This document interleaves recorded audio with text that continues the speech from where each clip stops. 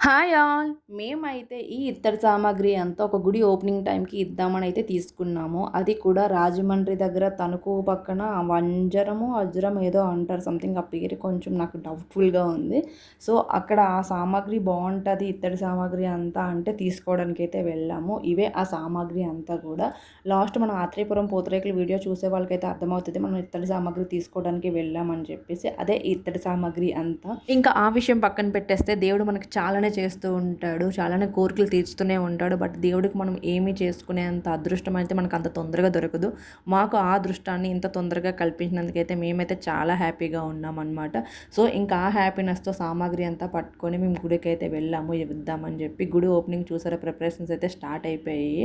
So, మనకి దీనికి సంబంధించిన వీడియోస్ ఒక్కొక్కటి వచ్చేస్తూనే ఉంటాయన్నమాట. మన ఛానెల్‌ని సబ్స్క్రైబ్ చేసుకొని అయితే పెట్టుకోండి. ఇంకా సామాగ్రి అయితే ఇచ్చేసామనుకోండి. ఒకరోజు మనల్ని దేవుడు పరీక్షిస్తున్నాడంటే ఖచ్చితంగా మనకి బెస్ట్ ఇవ్వడం కోసమే, ఆ బెస్ట్ కోసం మనం ఎప్పుడు వెయిట్ చేస్తూనే ఉండాలి. ఏమంటారు?